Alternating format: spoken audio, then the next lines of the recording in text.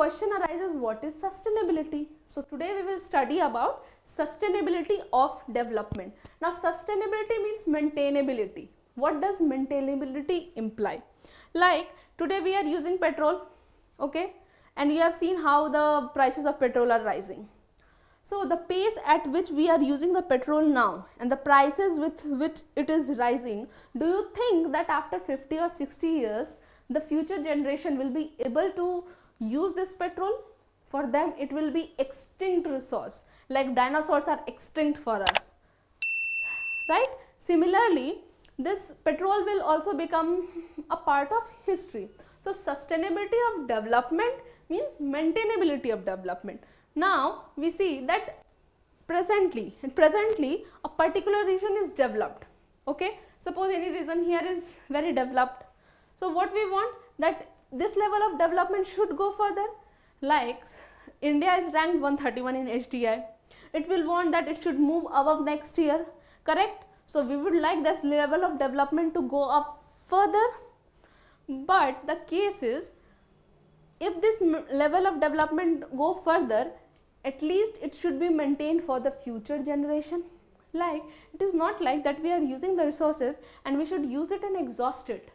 What will the future generation do? They should also have the benefit of using the various resources that we had, like the petrol, diesel, wind energy, solar energy, whatever we are using. It should not deplete by the time it comes to the use for our future generation.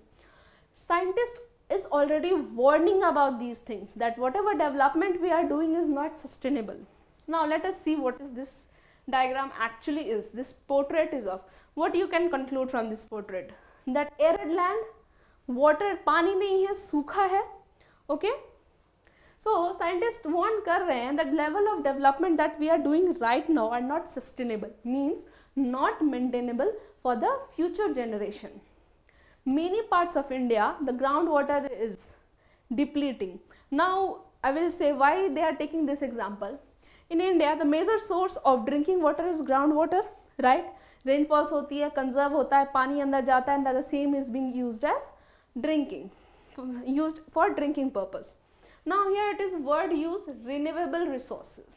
Renewable resources का मतलब होता है वो resources जो खुद को फिर से बना सकते हैं in a short span of time. जैसे कि पानी, okay, this is a renewable resources. बारिश होती है फिर से कंजर्व हो जाता है.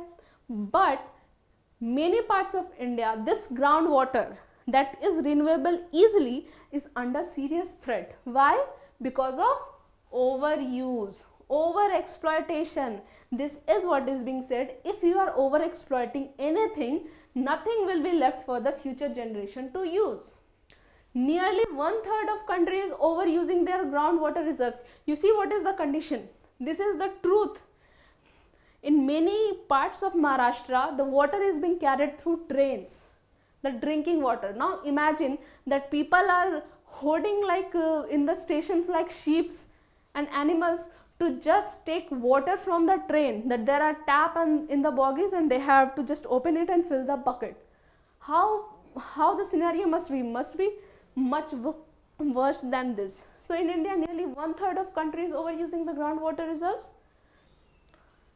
Then crude oil is a non-renewable resources. How much long time it will last? It's clearly stated 53 years more in the world. Now the level at which the extraction is being carried out, countries like India depend on importing. We see how the petroleum price is rising now. Right now the price of the petrol is almost 100 rupees a liter, which used to be somewhere around 53, 57 or even low. But we see how this price has doubled. So the rate at which we are extracting these oils, we are dependent from importing oil from abroad. Countries like USA, what are they doing? They are constantly engaged in war. They want to secure this oil. They want to preserve this oil, but their ways are through military and economic power. Then what happened then? The consequences of environmental degradation do not respect nation-state boundaries. This issue is no longer a region or nation specific. Now what does this line specifies clearly?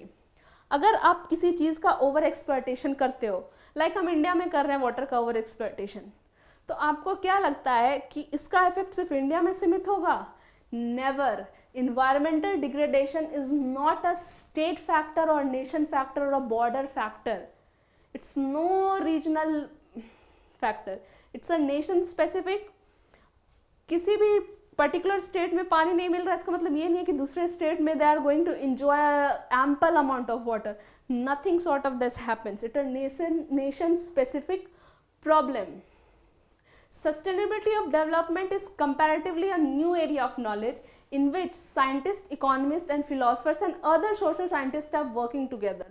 Now this is said as a new area of knowledge. Why? Because we need resources to survive. We also need petrol and everything. Hence what they are doing, they are indulged in new area of study. They are indulged in new area of research to find out like how to work together, how things will be cured, because the resources are depleting. Then what we will left for the future generation to use? So sustainability of development is comparatively a new area of knowledge in which scientists, economists, philosophers and other scientists are working together. So the environmental sustainability play a big role in development of regions.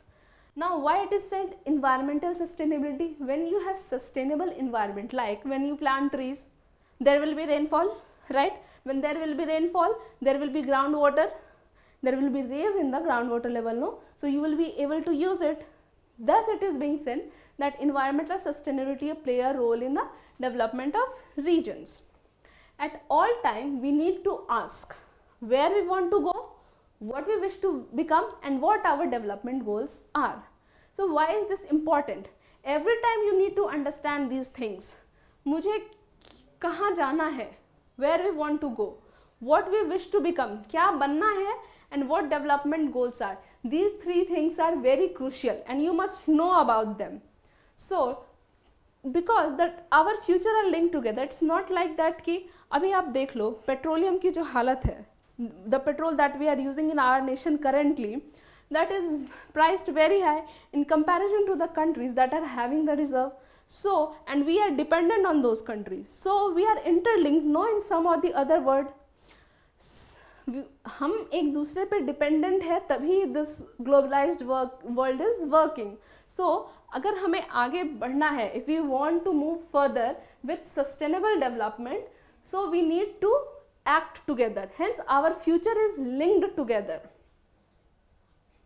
So now the question will come in context of sustainable development, and it is very important from the point of view of exam also. So our note on sustainable development in context of groundwater reserves will be asked, and the answer related to this is sustainability of development is all about judicial use of resources.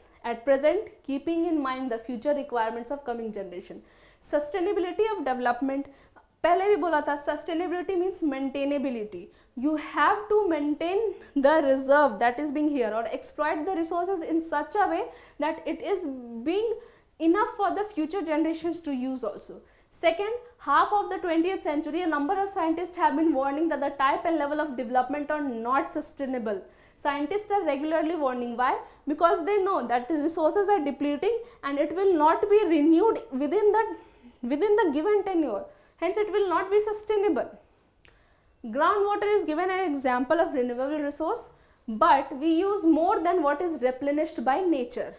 Give and take होता है ना, हम क्या कर रहे हैं, हमें जितना मिल रहा है उससे ज़्यादा का इस्तेमाल कर रहे हैं. What we are doing? Exploitation. This is not that we are extracting something, we are exploiting something way more. So overusing of these resources is being done, hence depletion will happen. We should focus on using renewable resources and invent new techniques to decrease the use of conventional resources. What is being said? हमें नया renewable resources use करना चाहिए. आप लोगों ने सुना होगा about biogas. The biogas is being used, methane is being used, new techniques like solar panel, when solar panel was invented to track the solar energy. Hence new techniques of electricity conversion like windmill was used to convert the energy of wind into electricity. Hence these are the renewable sources, not that will not deplete. So we should focus on using renewable resources and invent new techniques to decrease the use of conventional resources. And the last is, once the non-renewable resources would be exhausted, we won't be able to use them in future. So using the resources judicially will help in maintaining the sustainability of our ecosystem. अभी non-renewable resources, अभी ऐसा है कि पानी खत्म हो जाएगा. What we will do? This is the renewable resources, yet it is exhausting. So what about the non-renewable resources like petroleum? अगर खत्म हो गया, हम use नहीं कर पाएंगे future में. That's why we should use the resources wisely so that it is being maintained and sustainable in the ecosystem, so that it is being produced and all the generations, coming generation also are able to use that resources. So whenever there is a note on sustainable development, you need to write these 5 points. It will come in context of groundwater reserves or like oil we have read. In case of groundwater, you need to give that it is example of renewable resources and how it is depleting. Why? Because we are overusing it, and we are focusing on non-renewable resources, that if it is exhausted one, we won't once एक बार खत्म हो गया, if it is exhausted once, we won't be able to use them in future. Hello students, I am Pratibha and we will continue with this chapter, development. In the last class we saw about the sustainability of development. We have seen how that if we are not using the resources wisely, it will deplete and we won't be saving anything for our future generation. In today's class, we will discuss some of the MCQs related to your subject and this chapter. The first MCQ is, the income of the country is income of all dash of the country. Now we have learned this in the chapter where income was considered as a measure of development for the country. What it states, that income of all the residents of the country is termed as the income of the country. Hence the answer should be residents, right? So we will see. Now the next question is, for comparing countries, their dash is considered to be one of the most important attribute. What is considered? Income. Obviously, what is the primary goal of any person or any nation? Income. So compares country, their income is considered to be most important attribute, like per capita income that we took in case of average income or in case of income. Now liberty and respect are the aspects of development, right?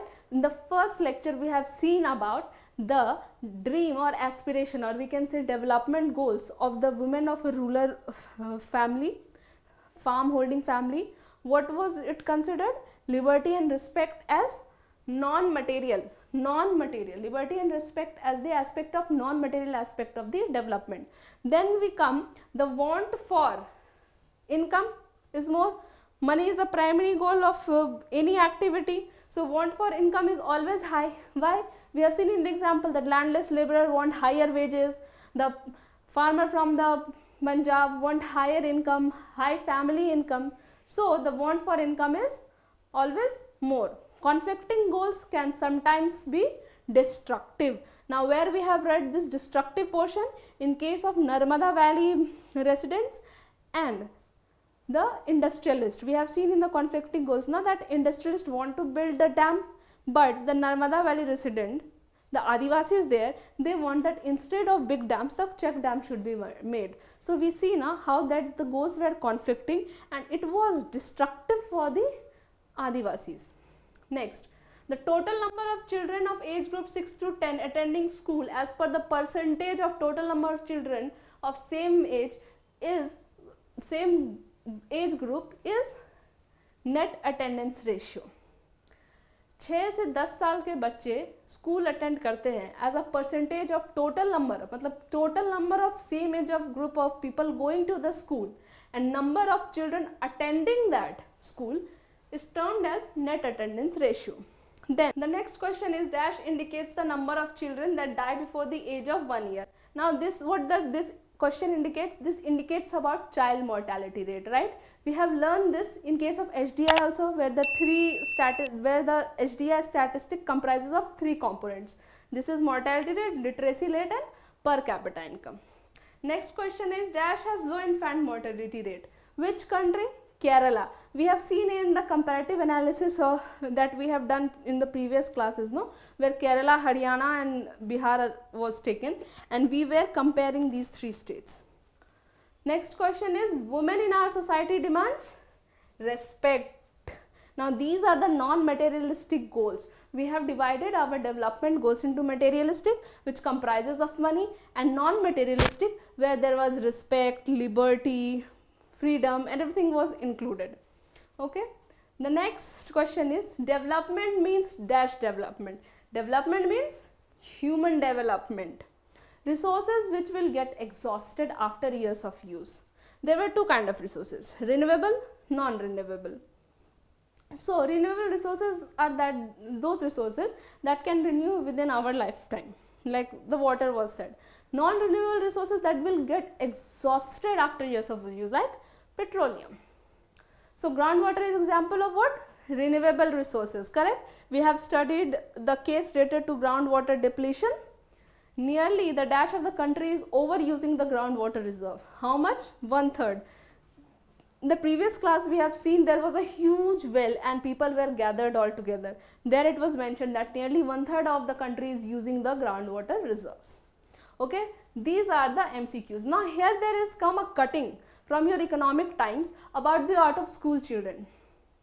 So it was being mentioned in this article that about 80 million of children and adolescents in the age group of 5 to 19 are not in school or colleges as per the latest census. Now imagine that 80 million of children are not going to schools and colleges. They are not working either. मतलब पढ़ाई भी नहीं हो रही, काम भी नहीं हो रही है. And in UP and Bihar, the percentage of such children is more than 25%. You can see the state bifurcation here, and you can see that how UP and Bihar is performing poorly in case of this. So student, with this we come to the end of this chapter. We will meet with new topic in the next lecture.